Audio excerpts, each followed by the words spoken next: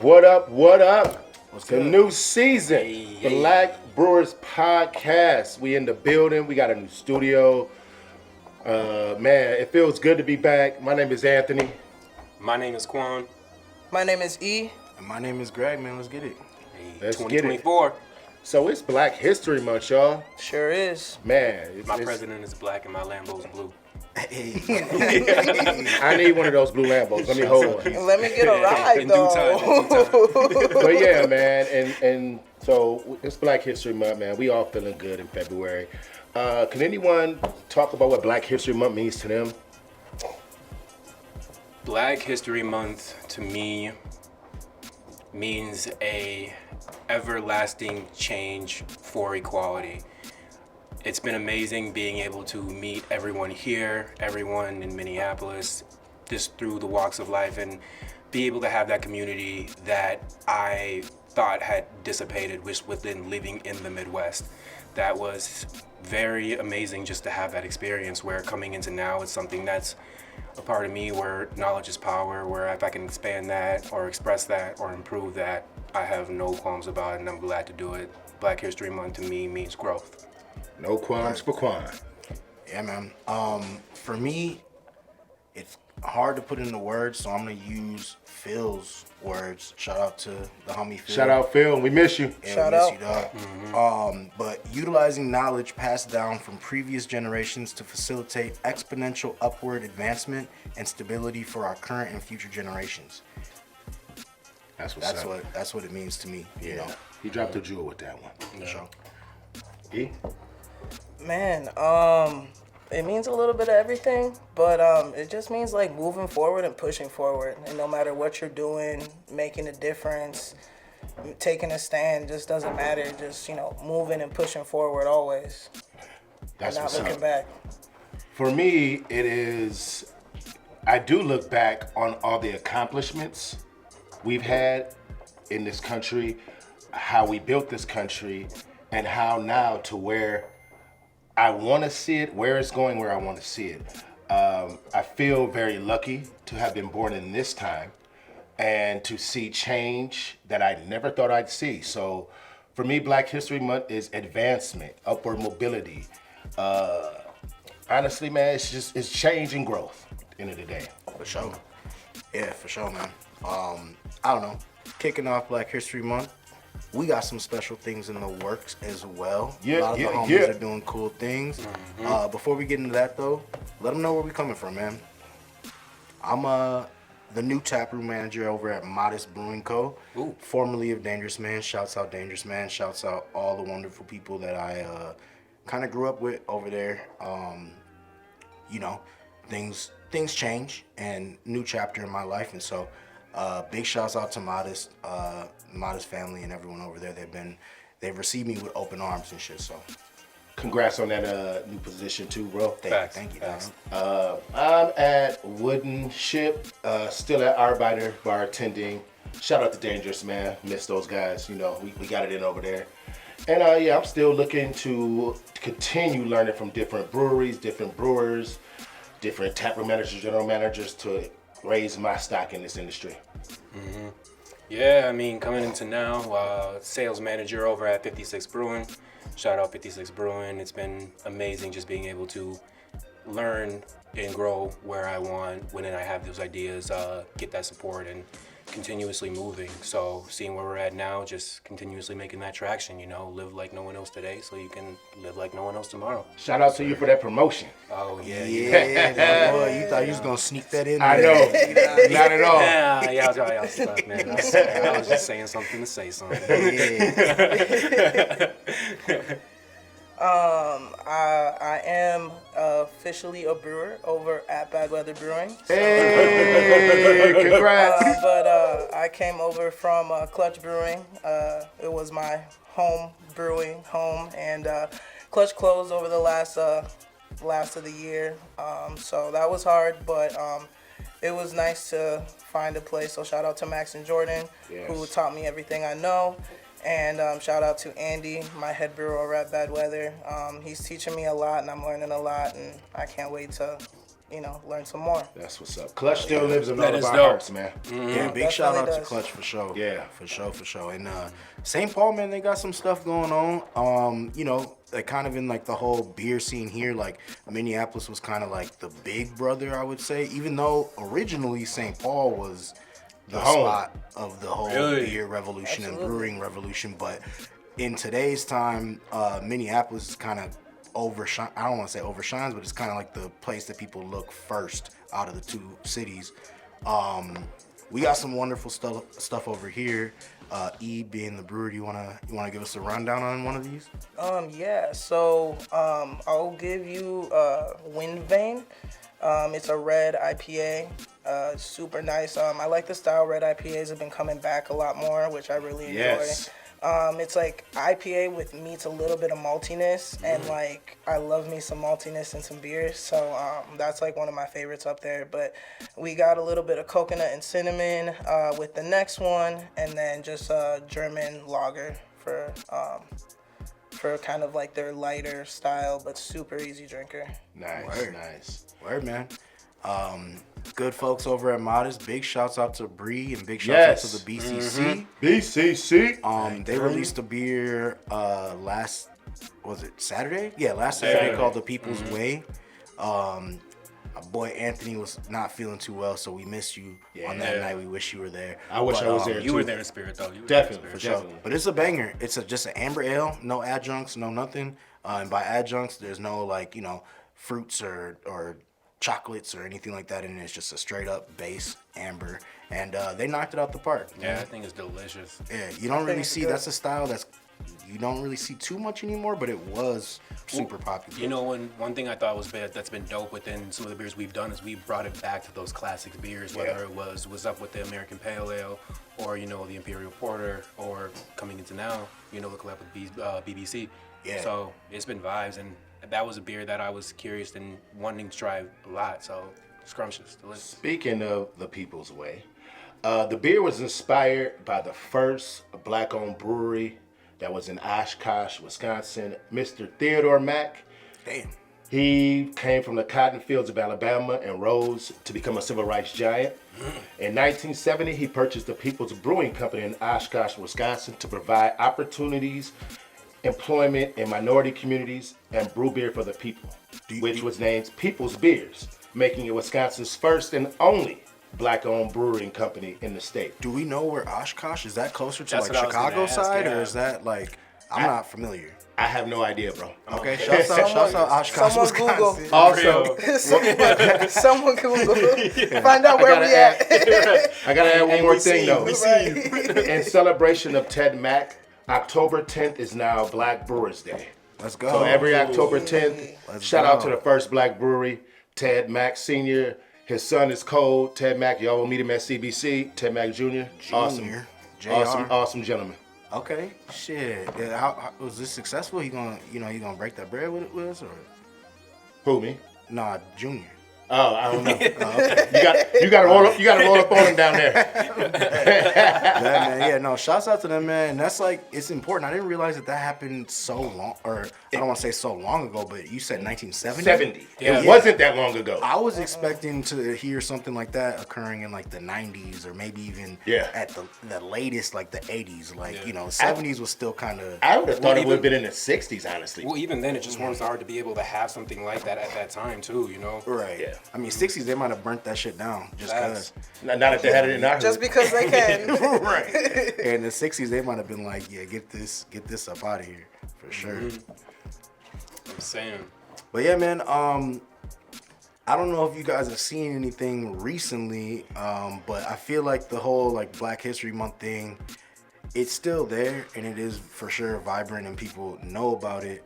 But I feel like the corporations and all that stuff have kind of just been like, it's if you feel know, like you know, it's whatever. I had motherfuckers tell me like, oh, what's in February or something, like, like what is that breast cancer awareness or something like that? I'm like, nah, fam, like. No, I feel like within that people tend to get it skewed or try and do too much within Black History Month, where you see these outlandish like dinners or these events that are totally skewed within it, where absolutely. the intention or the infliction behind it is not there, where you can see people just trying to grab for $1 or miss the whole entire experience of February or something that should be going throughout the year.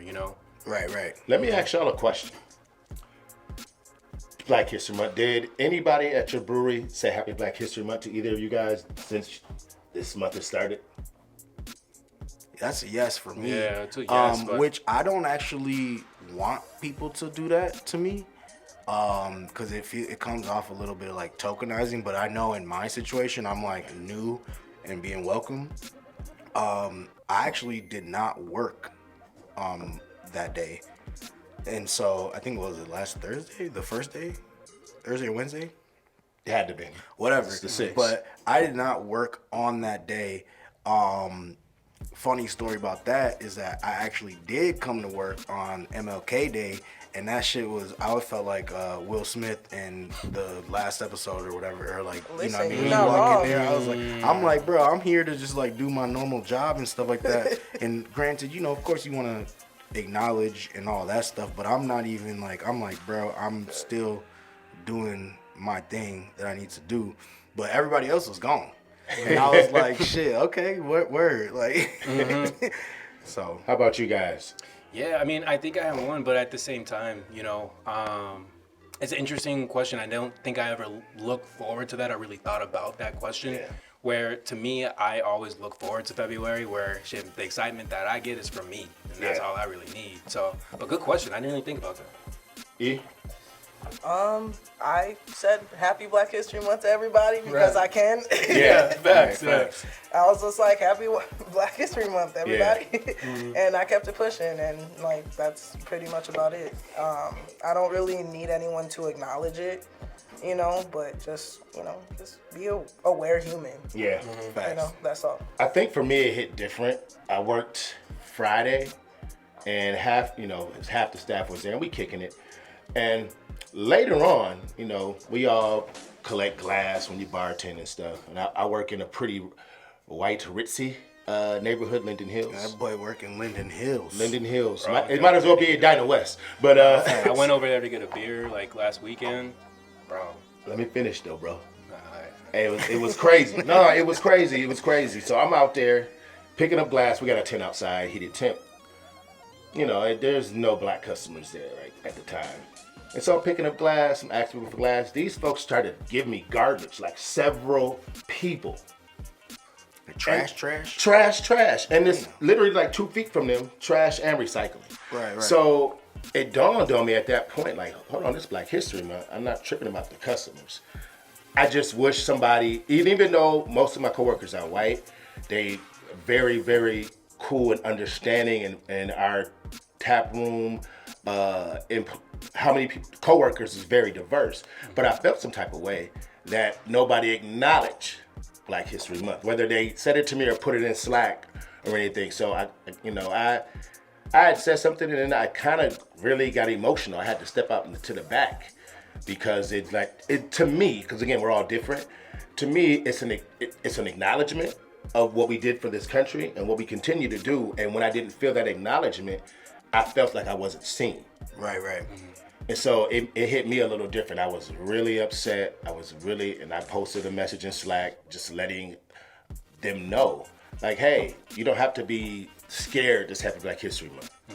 But also, Right, because how motherfuckers be portrayed and shit. Like, somebody might be like, oh, Happy Black History Month, and then in their mind, it's like, nigga, what the fuck is you talking about? You know what I mean? Like, yeah. You know how they make us look. Yeah, but for me, it was more the fact that I wish some of my coworkers would have acknowledged that this was the time to celebrate blackness. Do you think that allies should be making that acknowledgement, or just it's some sort just showing that support?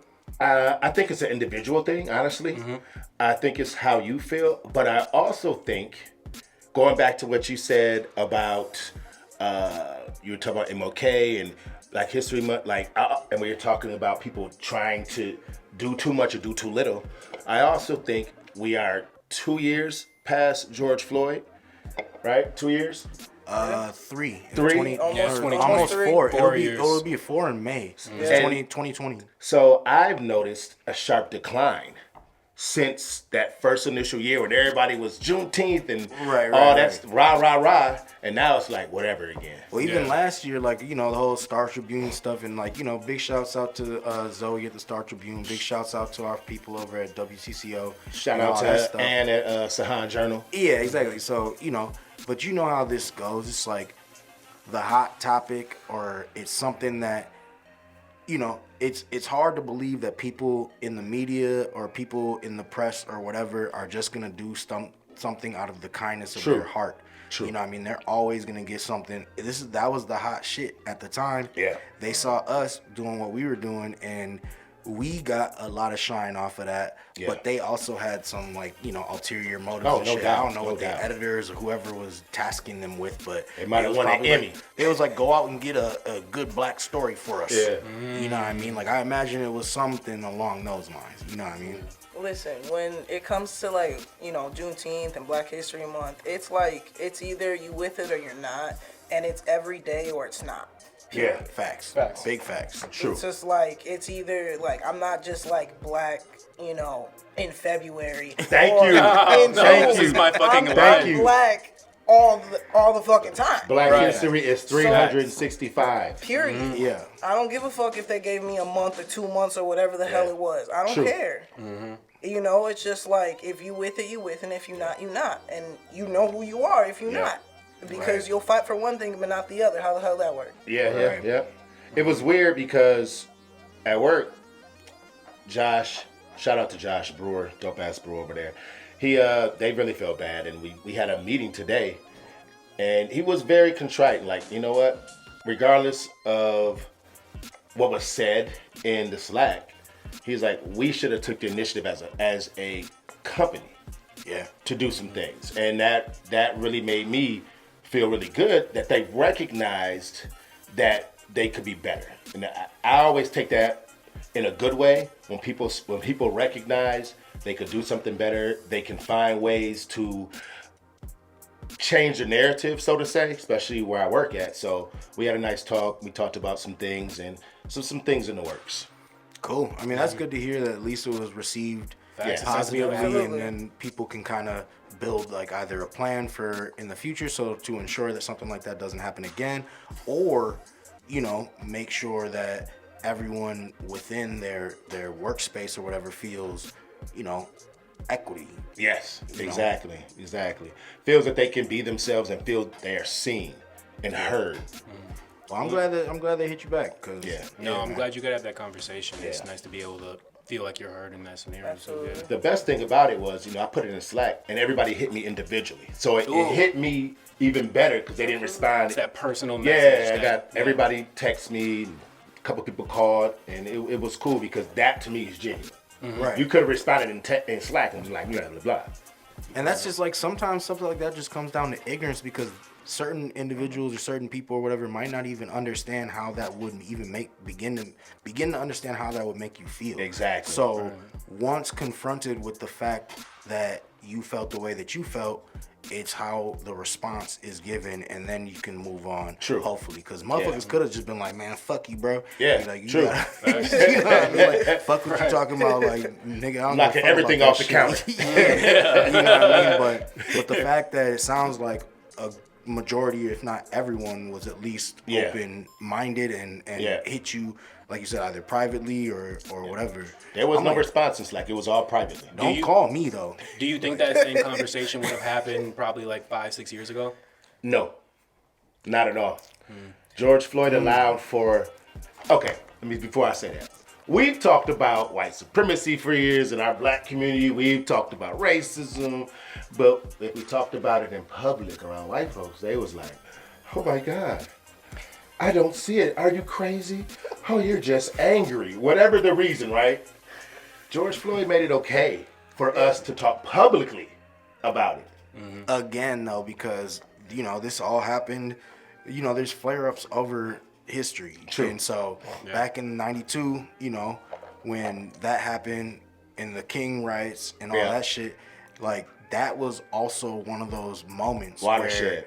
the combustion of the moment, and everything just exploded. Yeah. And you know what I mean? And Yeah. people were forced, whether they wanted to hear you or not. Like, it was like, bro, we are tired, we're sick. So you were damn near forced. You couldn't ignore it if you lived in that city, or if you had a damn TV. Yes. You can't ignore the shit. Just Facts. like what happened with the George Floyd shit. Yep. And with today's time and with social media and stuff, there's people out in Hong Kong who are going through different things, or in Taiwan or whatever, going through whatever they're going through. Yep. And they see what we're going through, and they like, bruh, we're doing like this. We're fighting for the same type of shit. You know, obviously it's not the same. You can't but ignore it know. anymore. Yeah, Thank you. exactly. Like, Yeah, it's in your front of face. your face in one way, shape, or form or another. It's in Sure. your face. You can't ignore it. So speaking of that, how do you get people to see when they're subconsciously on some BS or consciously on some BS? Does anybody have a way that they deal with people like that? Or if you do? So it makes me think of this small little anecdote.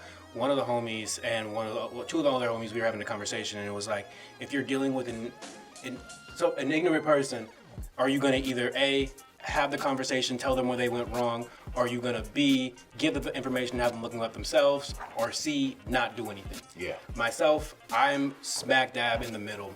If you are curious to learn, curious to know, I will give you all the information, but you got to do that information. You got to do it on your own. I am not trying to hold your hand through this stuff. But I want to give this knowledge out at the same time to someone who's ignorant and just oblivious. Bro, I ain't got the time for that. I have no patience for that. That's absurd to me. Yeah. For me, Google it. I'm not here to be, I have this thing I say, I'm not here to be your therapist for how you treat me. Facts. People can Google anything they want, but when it come to race, can you tell me how to be better to you? Get the fuck out of here. And I think, just leaving like a book or giving like a doc or something like that. No. No, listen.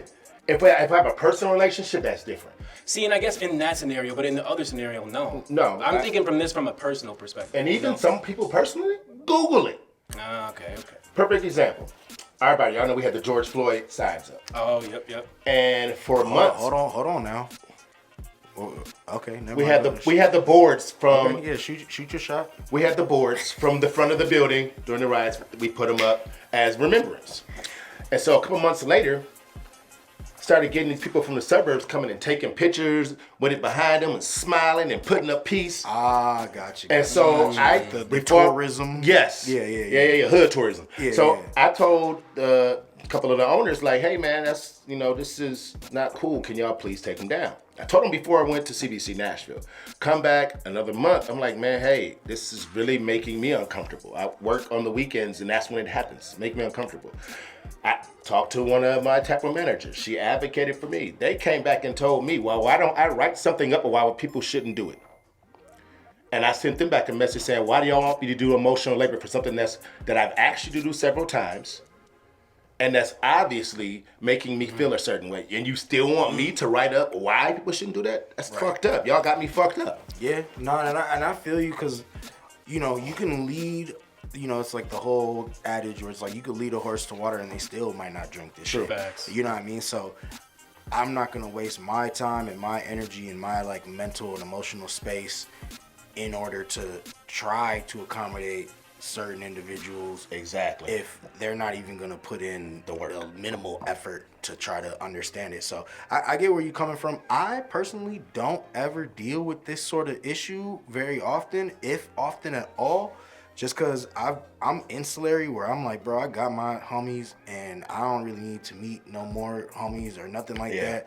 And people that I do meet and people that I build friendships with and all that stuff, like I generally, if I can already tell that you not aligned, then I'm generally just gonna keep you at like arm's length. You know what I mean? Like you're not coming to the barbecue per se. Yeah. You're not coming to the Friendsgiving and all that. Yeah. You're not coming to these spaces where, like I need those sort of people around me if you're gonna be accepted into my like inner circles of friends and shit. And so generally speaking, I haven't. When I was younger, I used to deal with shit like that because I went to Eden Prairie and shit and for a portion of my life in high school. And so for me, yeah, you got weird motherfuckers saying different types of shit or just just ignorance. Yeah. You know, so Plain ignorance. at the end of the day, now at 33, I don't really encounter that too often. Oh man. For me, like I went to an all-white school, and I'm also Hispanic, so like I didn't fit with nobody. Right. You know, so for me, like I just bounced around. But like as I've gotten older,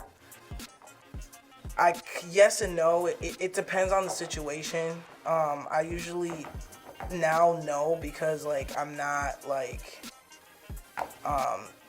as a brewer, I'm not in the forefront anymore. I used to be a beer tender, and I was like right there in front of everybody. Yeah. But like like I worked at the Dabbler for a little while, and it was fun and it was cool. But you got a lot of people from the suburbs, and like, ooh, what's this? And like being the only person of color in that environment, Yes. it was an experience to see how like people interacted with me, and like kind of like. When I would talk to them about this or that, they kind of look at me like, oh, like, like, And I'm I'm like, sure yeah. probably sometimes maybe not even interact with Oh you. no, there's a lot of people who would just be like, oh no, I'm good, or Yeah. can I help you with something? No, I got what I'm looking for, and then they would proceed to like walk around and wander around for another 15 minutes. But they if see I somebody ask you else. if you need something, I'm bothering you. Right. Right. So. Do y'all think within just different facets of just the industry that you end up doing that kind of like those scenarios happen more than less too? That's a good question. I think it depends Yeah. it on really location, depends. situation, employees. I've started to notice. Again, I work in a ritzy ass white neighborhood. You really do. I do. You really do. No, that's literally, it's literally the richest for those that are watching this episode that are from a different state or maybe from somewhere they don't even understand. It is, I want to say, outside of Lake of the Isles, whatever district that is. I think it's second. Yeah, Like, second richest in the city of income. Minneapolis, Yeah. like income, like average. The Which tip- city is this? income. Which city is It's this? This is Minneapolis. Minneapolis. Linden Hills Yeah. is the neighborhood. Yeah, Oh. the tips is great. I ain't gonna front. It's the original But- Sebastian's is over there and everything. But I've noticed, and I pick up on subtle things. Maybe because I'm 46 and I've seen a lot of things and been through some things. I notice when people give me money, and I had a couple of my coworkers watch because they're like, "What do you mean?" They set their money down in front of me. I have my hand out, and so I'm like, "Cool, right?" In my head, all right, same energy, right? They be like this. Dead now.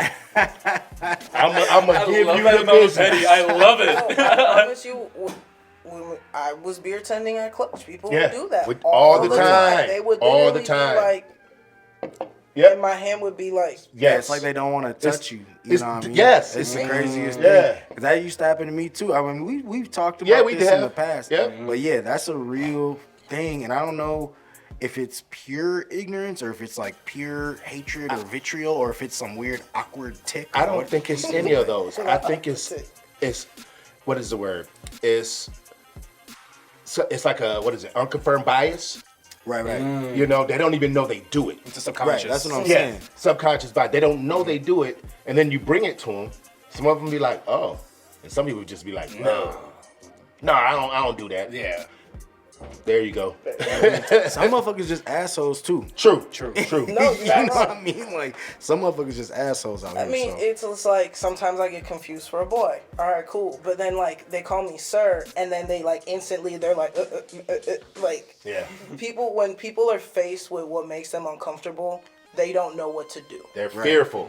They're Right. fearful of what might happen, one interaction might happen, and I feel like sometimes that's the problem. Is like they don't know what's gonna come out of your mouth, so then they feel awkward, and then they just make the whole situation awkward. It's just like, no, just talk to me like a normal human being. Thank you. You know, like, stop being weird. Why you gotta make it weird? Yeah. Talk to the grocery. Like, it don't gotta be weird. No, they don't. Quick segue real quick, but is there anything that you guys are doing? Because, we were just talking about different situations and we were talking about some of the historical things and what we think that Black History Month means to us. Is there anything that any of you guys are doing in these next couple weeks, like positively to push forward these things. And like I know we're all doing our own separate thing, like releasing these beers and trying to, you know, get outreach and whatever. And we got a release party coming up and all this stuff. But like on your more so in your day-to-day life, or are you like, nah, like, you know? So my partner actually went to the store and grabbed a couple books for me to read.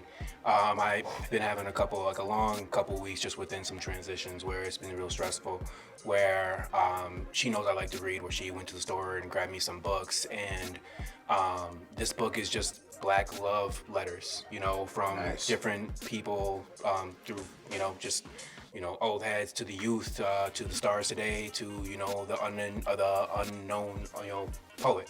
Yeah. Where I've read a few, and it definitely it made me more emotional than I would like to say. Yeah. And it was something that within that we kind of reinvigorated the want to learn and just expand the knowledge that I have right now. That's what's up. Word. For me, I always try to find a book I've never read. I'm very well read. So right now I'm reading Jochen bin Yaten, the Black Man of the Nile and his family. I'm very, very, very into history. Not his story, our story. I'm into. Say it one more time for the time. Not his story, our story, because his story is written by the conquerors. Our story is still being written and is going to still be written. Yeah, man. So I try to find, literally, I really try to study ancient Black cultures. Right. You know, to see, because for me, knowing that I can't trace my history back to ethnicity or to spirituality, you know, because slave records and all those things, I try to learn about as much as I can, like the Ashanti, the Mali, the Dogon, the Nubians. We can go on and on and on. So I try to, exactly. Yeah, I know what you're talking about. Just try to learn history of the motherland, because it's important. Like, they didn't bring slaves over here. They brought doctors, lawyers, clergy, you know, so I always try to teach myself something new.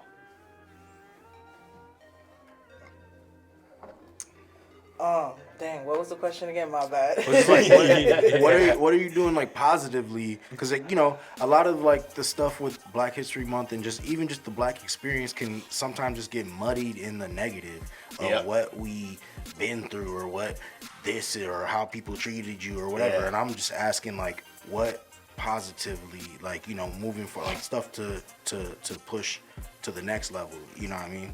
Whether it's studying or whatever. Yeah, no, I haven't really done much studying this year, but I hope to in the next couple weeks with my new job transition into a brewer. But honestly, like, for me, going into this month, being that, like, this is my first time brewing, I want to be a Black brewer. Like, You are a Black brewer. I know, but, like, I want to know more. Like, Yeah, I got you. You know what I'm saying? Yeah. Like, I want to do more of it and, like, learn and just be all over the place with it, and just be able to like include you guys and other Black brewers, and like Bree over from Modest, and just like I just, you know, continue to bring the Black community to beer like we did when we released the Reclaim last year. Like that brought a lot of Black people to beer, and like I want to do that again, and I want to keep doing that. Be immersed.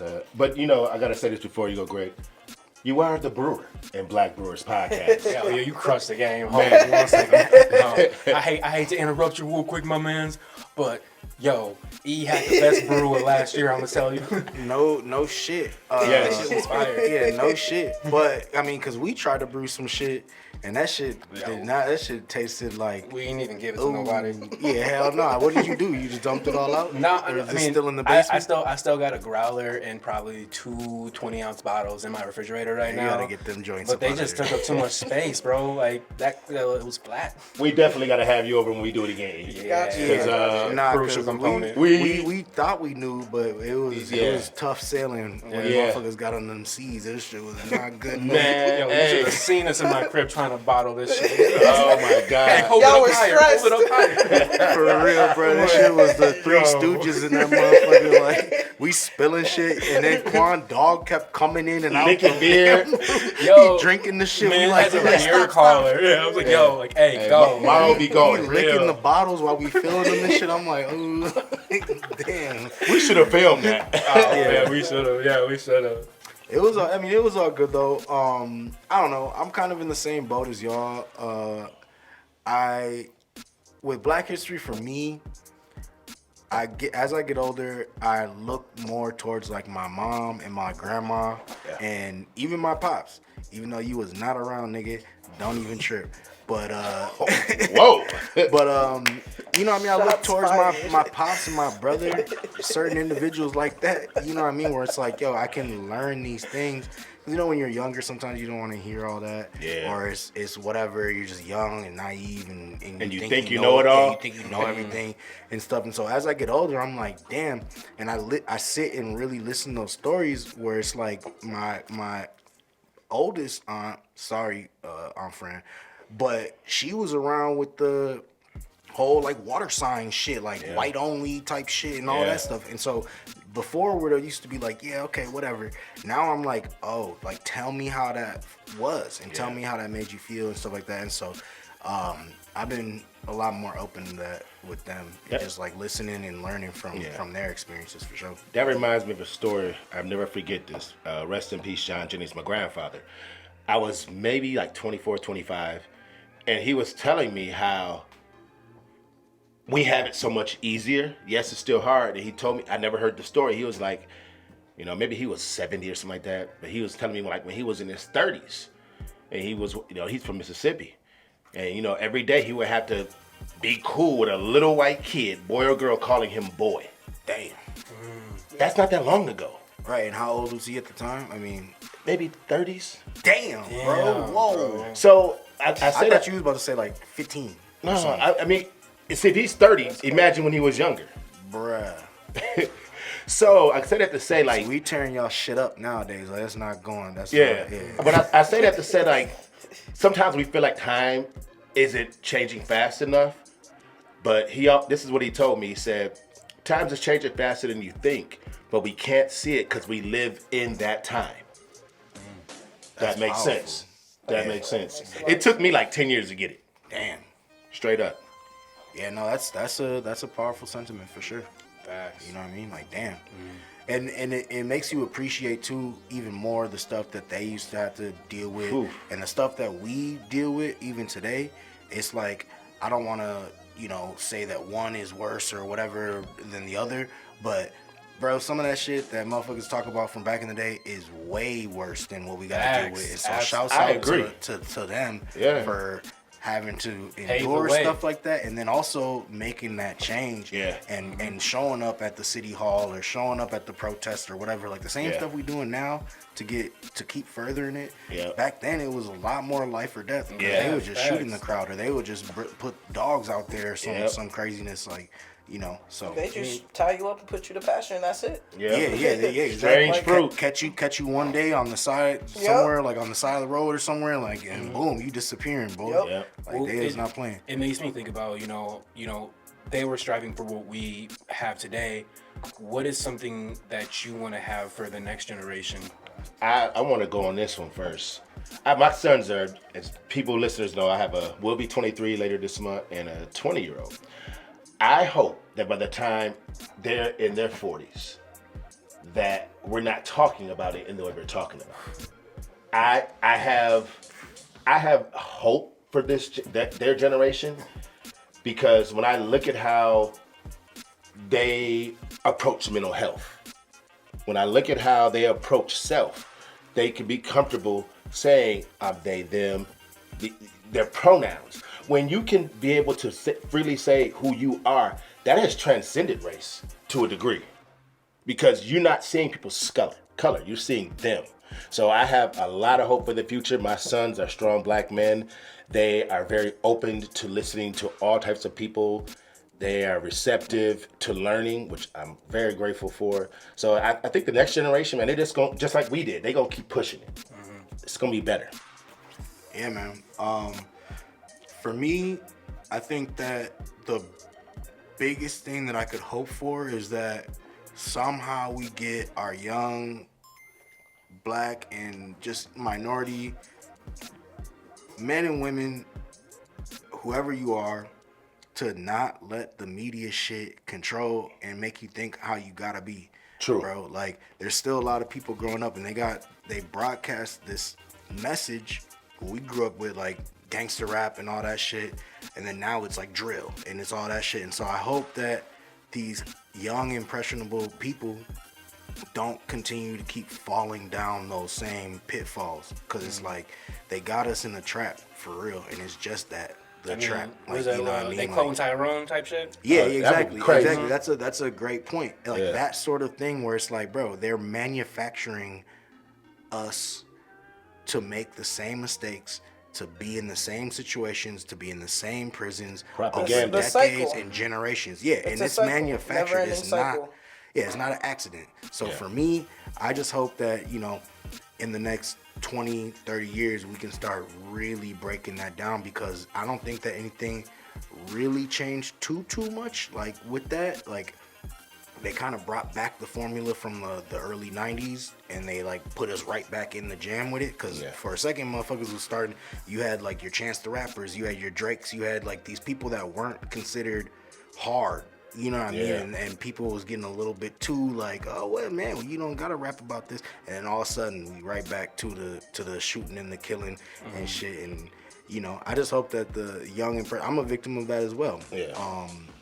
And I just hope that, you know, these young kids can figure that out at an earlier age. You know what I mean? Music ebbs and flows, though. Yeah. It goes in and out of different veins, in and out of different genres. The greatest thing to me about black music is uncategorized. Like you say drill, but then you have this and this and this. I think it's a lot on parents. Parents gotta be better parents. Or if, you know, I don't know where if you don't have facts, parents. though, but what if you don't got parents? That's what I was getting ready to say. Yeah. If you don't have parents, hopefully you got some strong role models in your life. Because there are a lot of people who get left by the wayside. For sure. No, that was dope what both you said. I was listening to what y'all said, so I forgot the question that I asked. I'm gonna be honest with you. That boy See? high. Yeah. Nah, How do you- I was like, what do you damn, think that of was the- a dope perspective, because what you had said about the youth kind of having their own ideology and understanding the they, them, she, hers, our hims, and moving Or them non-binary. interchangeably. It's impressive, and It that's is. something that I am striving to work on and become that, you know, person to create a space that's equal for everybody. But within the next generation, that was the question. The next generation, I you know, hearing that kind of made me think a little bit more about kind of what I thought, and you know, it's always been create that better life. But you know, where does that work begin, and where does those seeds start to plant? And that's, I guess, where my mind is thinking. Where the same question I asked, I don't even know if I can answer.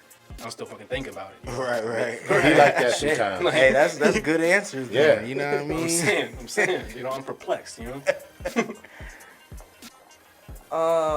I want to say, like, so for me, like, because of how I grew up, like, I grew up very Hispanic, and, like, it's no one's fault. It's not my mom's fault. My mom did a wonderful job raising me, but I was raised very Hispanic. You know, my dad wasn't in the picture, so, like, I didn't really get to know what it was like to be, like, you know, authentically who I am. Yeah. Until, like, I was in my 20s, and, like, and that's when I started to learn. So, like, I think, like, more education and, like, more, like, things you can go to, things you can take, like, deeper education into, like, you know, who you are and, like, your ancestors. And you may not, like, you know, find answers or anything like that, but just, like, get a base Like, of, gain like, clarity. Yeah, clarity of where you may come from. Your, like, if you don't know, like, if you were raised by other people that don't look like you, Yes. you know, more resources for that. You know what I'm saying? Like, they used to back in the day, but I don't know as much anymore if they have them.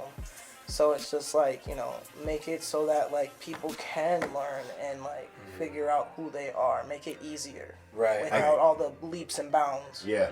That's good. I know there's a lot of issues with Kanye and all that stuff, and not supporting anything that he be saying nowadays, because that boy is mentally ill and needs some help. Y'all heard But about a coming apology or something like that? I don't know anything about that, but a poignant thing that he said back in the day was they made us hate ourselves, and but love our they wealth. Love they wealth. Yeah. You know what I mean? So we're not even striving for what we strive for. They stripped us, made us look at ourselves the way that they look at us, and then look at them as what we should be. And Jesus, that's- right? Jesus. Yeah, and that's like super Jesus powerful. Walks, is that what it was? No. It was the one with the old girl. She's also tripping nowadays. Stacey Dash. She's in the video. All falls down? Yeah. It was that one. Yeah. Exactly.